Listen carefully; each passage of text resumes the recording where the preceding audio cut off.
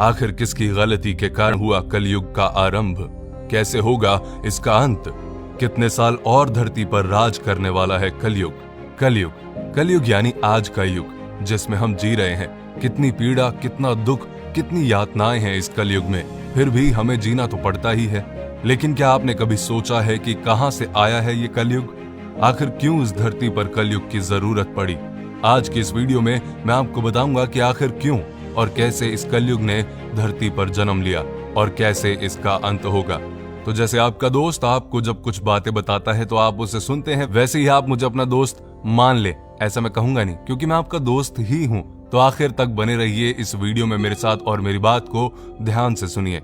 हमारे पुराणों में 4 युगों का वर्णन किया गया है: सतयुग, द्वापर युग, त्रेता युग और कलयुग। कलयुग चौथा और आखिरी युग है। शास्त्रों में बताया गया है कि कलयुग के अंत में जब कलयुग अपनी चरम सीमा पर पहुंच जाएगा, तब भगवान विष्णु अपने 10वें अवतार कल्कि के रूप में अपने देवदत्त घोड़े पर सवार होकर आएंगे और इस कलयुग का अंत कर देंगे। आखिर कलयुग होगा कैसा? हमारे पुराणों में बताया गया है कि कलयुग में पाप, अधर्म, घृणा, झूठ, अपराध आदि काफी बढ़ जाएगा। मनुष्य केवल 20 साल तक ही जीवित रहेंगे। उनका कद भी घटकर 4 इंच तक हो जाएगा। कलयुग में कुछ ऐसे व्यक्ति होंगे जो विद्वान कहलाएंगे, लेकिन अपने फायदे के लिए दूसरों को नुकसान पहुंचाने में जरा भी नहीं हिचकिचाएंगे। कलयुग में लोग अपनी संतानों के मोह में इतना डूब जाएंगे कि संतान का विकास ही रुक जाएगा और बच्चे माता पिता के प्रेम में फंसकर ही रह जाएंगे। कलयुग में अगर किसी दूसरे की संतान साधु बने तो उसके दर्शन अवश्य करेंगे, लेकिन अगर खुद की संतान साधु बने तो निराश होकर रोएंगे और सोचेंगे कि आखिर उनकी संतान ने ऐसा क्यों किया। कलयुग में दोगले लोग होंगे जो कहेंगे कुछ और करेंगे कुछ और, अपनी सत्ता का गलत इस्तेमाल करेंगे और मासूम लोगों का शोषण करेंगे। कलयुग के लोग ऐसे होंगे जो अपने पुत्र और पुत्री के विवाह में बहुत धन खर्च करेंगे, लेकिन किसी गरीब को कुछ नहीं देंगे। और इनमें कई बातें हम अपने जीवन में सच होते देख भी रहे हैं। ऐसे में हमारे मन में सवाल उठता है कि आखिर इस कलयुग का आरंभ हुआ कैसे? तो चलिए जानते हैं।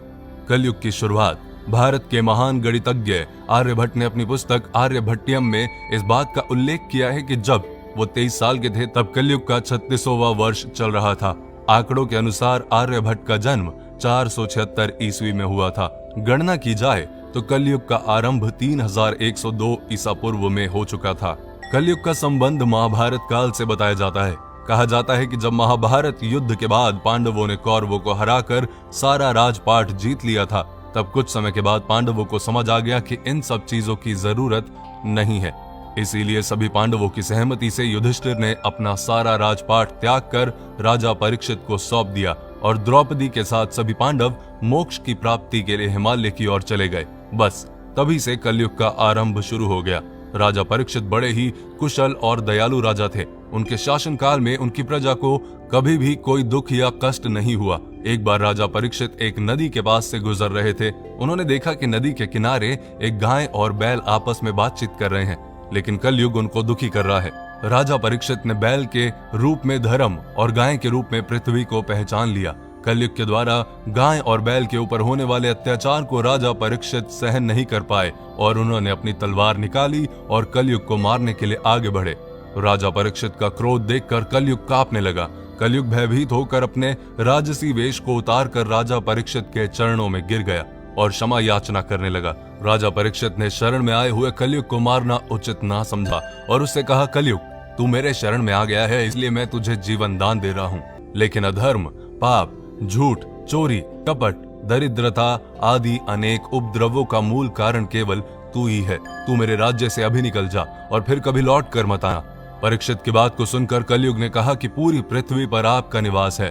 पृथ्वी पर ऐसा कोई भी स्थान नहीं है जहां आपका राज्य ना हो। ऐसे में मुझे रहने के लिए स्थान प्रदान करें। तब राजा परीक्षित ने सोच विचार कर कहा, झूठ, धूत, मद्यपान, परस्त्री गमन और हिंसा, इन 4 स्थानों में असत्य, मद, काम और क्रोध का निवास होता है, तो इन 4 स्थानों पर रह सकता है। लेकिन इस पर कलयुग बोला, हे राजन, ये 4 स्थान मेरे रहने के लिए अपर्याप्त हैं, अन्य जगह भी प्रदान कीजिए मुझे। इस मांग पर राजा परीक्षित ने उसे स्वर्ण के रूप में 5वां स्थान प्रदान किया। स्वर्ण रूपी स्थान मिलते ही कलयुग ने राजा परीक्षित के सोने के मुकुट में वास कर लिया। कलयुग को इन स्थानों के मिल जाने से प्रत्यक्षता तो वहां से चला गया, किंतु कुछ दूर जाने के बाद अदृश्य रूप में वापस आकर राजा परीक्षित के स्वर्ण मुकुट में निवास करने लगा और फिर धीरे धीरे पूरी धरती पर फैल गया। कलयुग का अंत ब्रह्मवैवर्त पुराण में बताया गया है कि जब कलयुग धरती पर अपने 5000 साल पूरे कर लेगा तो गंगा नदी सूखी पड़ जाएगी। जब 10,000 साल पूरे हो जाएंगे तो धरती पर वास करने वाले देवता अपने धाम वापस आ जाएंगे और ये धरती देवता विहीन हो जाएगी। इस धरती पर केवल अधर्म का वास होगा। कोई भी मनुष्य पूजा पाठ नहीं कर पाएगा। रिश्ते तो बस नाम के रह जाएंगे। सब लोगों की बुद्धि भ्रष्ट हो जाएगी जो केवल धन के बारे में ही सोचते रहेंगे। लोग हमेशा अशांत रहेंगे। कोई गुरु का आदर नहीं करेगा। ब्राह्मणों का ज्ञान खत्म हो जाएगा। क्षत्रियों का साहस खत्म हो जाएगा। शोषण करने वाला राजा होगा और प्रजा भी एक दूसरे पर अत्याचार करने से पीछे नहीं हटेगी और एक दूसरे की जान की दुश्मन बन जाएगी और अंत में सब कुछ नष्ट हो जाएगा। फिर कलयुग अपनी चरम सीमा पर पहुंच जाएगा और तब भगवान विष्णु अपने 10वें अवतार कल्कि के रूप में आएंगे और केवल 3 दिन के अंदर ही सभी अधर्मियों का नाश कर देंगे। तब बहुत तेज बारिश होगी जो कि भयंकर तूफान के साथ पूरी पृथ्वी को पानी से डुबा देगी। उसके बाद आकाश में एक साथ 12 सूरज उगेंगे और जिसके प्रकाश से धरती का सारा पानी सूख जाएगा और फिर से एक युग का जन्म होगा। कितने साल बाद होगा कलयुग का अंत? शास्त्रों में बताया गया है कि धरती वासियों का 1 साल देवताओं के 1 दिन के बराबर होता है। एक संक्रांति से दूसरी संक्रांति को एक सोलर मास कहा जाता है। ऐसे 12 सोलर मंथ का एक सोलर वर्ष होता है जो देवताओं का 1 दिन और रात होता है। सतयुग को 4800 दिव्य वर्ष का बताया गया है। त्रेता युग 3600 दिव्य वर्ष का था। द्वापर युग 2400 वर्ष और कलयुग 1200 दिव्य वर्ष, यानी कि कलयुग 4,32,000 सौर वर्ष का होगा, जिसके अनुसार कलयुग के अभी 5000 साल ही पूरे हुए हैं। 4 लाख से भी ज्यादा वर्ष अभी बाकी हैं जब तक कलयुग इस धरती पर राज करेगा। लेकिन कलयुग के इस समय में मनुष्य को इस भयंकर प्रलय से केवल हरि कीर्तन और भक्ति ही बचा सकता है। तो अपनी लाइफ में ध्यान रखिए कि दूसरों को दुख देने से कुछ नहीं होगा। भक्ति में ही शक्ति है। भजन करें, कीर्तन करें, दूसरों की हेल्प करें, अपना ध्यान रखें और अपनों का ध्यान रखें।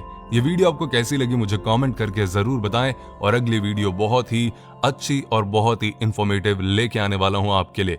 पेज को फॉलो करें अगर अभी तक आपने किया नहीं। प्लीज कमेंट करके फीडबैक अपना जरूर दें।